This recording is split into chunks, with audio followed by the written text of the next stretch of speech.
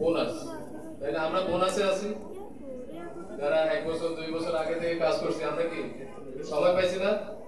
এখন যারা আসবেন তারা তো নতুন, তারা কি নতুন, এখন দৌড়ে কি আমরা আগায় থাকবো না? ইনশাআল্লাহ। আমরা তো ধরেন মার্কেটিং প্ল্যান, প্রোডাক্ট নলেজ এই সব দিক দিয়ে আমরা কি একটু এক্সপেরিয়েন্স হয়েছি? যেমন সালে স্যার একটু আগে বললেন যে একটা পেশেন্টের কথা, যে মাত্র একটা ডোজ খাইছে নাকি, একটা ডোজে তার কিডনির ক্রিয়েটিনিন কি সুপার কন্ট্রোল 0.83 মানে কি সুপার কন্ট্রোল, একের নিচে। তাহলে সুপার কন্ট্রোল হয়েছে যে প্রোডাক্টের কারণে। আমরা অনেকেই জানি যারা চিকিৎসার সাথে আছেন, আমরা যারা লিডার বা যারা ভুক্তভোগী তারা জানি যে কিডনি রোগ, ডায়াবেটিস রোগ, হার্টের রোগ, এই সমস্ত রোগগুলা কি আজীবনের রোগ। কি বলে?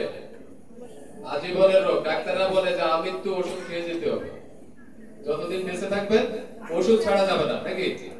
তাহলে আমরা কি দেখছি, পপুলার ই-কমার্স ইন্টারন্যাশনালের যে প্রোডাক্ট, আমরা জানি যে আয়ুর্বেদিক এবং অর্গানিক, যেটা এফডিএ পর্যন্ত স্বীকৃত। নিজ থেকে আর নাই বললাম, এফডিএ যার উপরে আর কোনো সনদ নাই, সেই সনদ পর্যন্ত আমাদের অর্জন আছে।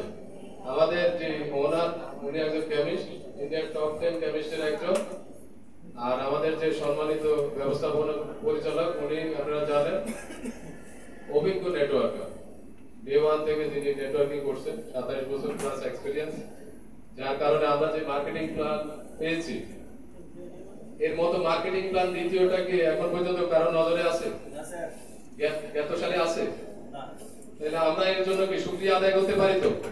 যেহেতু অ্যাডভান্টেজে আছি, বোনাসে আছি, তাইলে আগামীতে যেখানে আমাদের অলরেডি ফ্যাক্টরি কমপ্লিট নাকি, মেশিন পত্র সেটআপ, কনজিউমার আইটেম উৎপাদনের দ্বার প্রান্তে, উৎপাদনের দ্বার প্রান্তে এ টু জেড আমরা বলতে পারি হেলথ প্রোডাক্ট নাকি 22 প্লাস, যেখানে সর্দি কাশি থেকে ক্যান্সার পর্যন্ত আমাদের প্রোডাক্ট রয়েছে।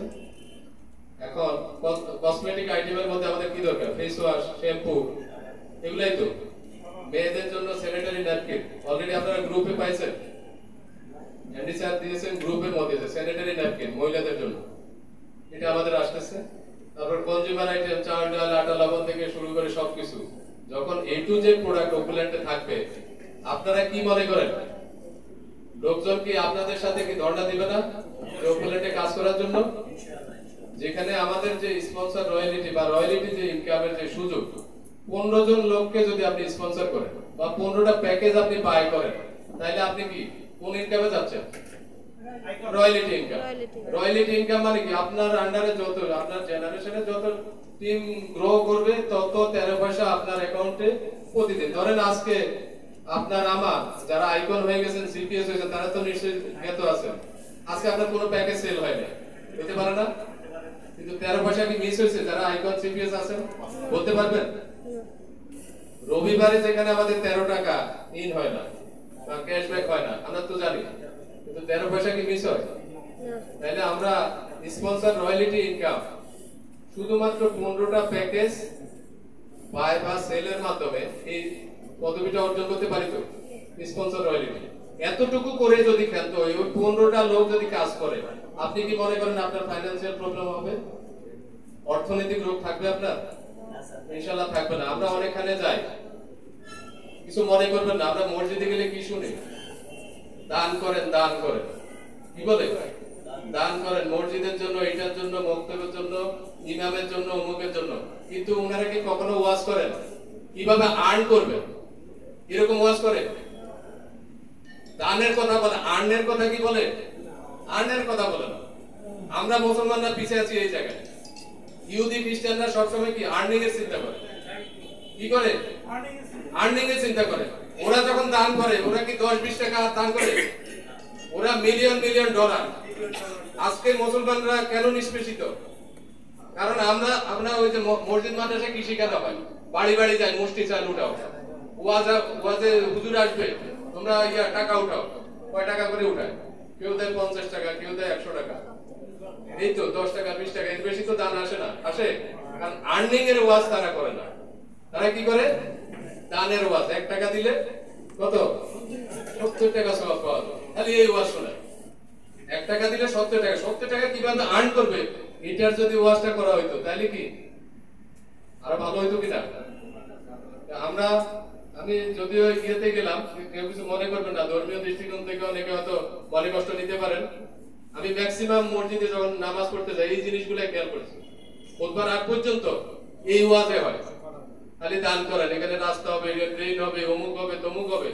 আজ পর্যন্ত আমি শুনলাম না, আমার 55 বছর বয়স, যে আপনারা কিভাবে মসজিদের আশেপাশে একটু হয়তো সবজি বাগান করেন, এইটা করেন, ওইটা করেন, বেকার দূরীকরণে আলেম সমাজ কি একটু ভূমিকা রাখতে পারে না? আমাদের শিক্ষক সমাজ ভূমিকা রাখতে পারে না? যেটা আমাদের আজকে অনেক মেডিসিন কোম্পানি কাজ করছে ওয়ার্ল্ডে, করে না?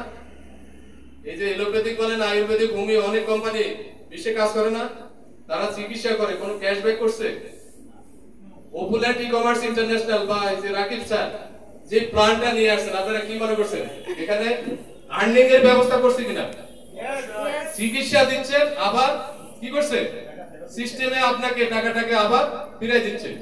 আপনারা যে যে অপশনে চিকিৎসা নিছেন না কেন, আজ পর্যন্ত কিডনি রোগী বলেন, হার্টের রোগী, ক্যান্সারের রোগী, যত কেমো দিছেন, লোকটা মারা যাচ্ছে গরিব, ওরা চিকিৎসার টাকা কি কম নিচ্ছে না আপনাকে ব্যাক করে দিচ্ছে?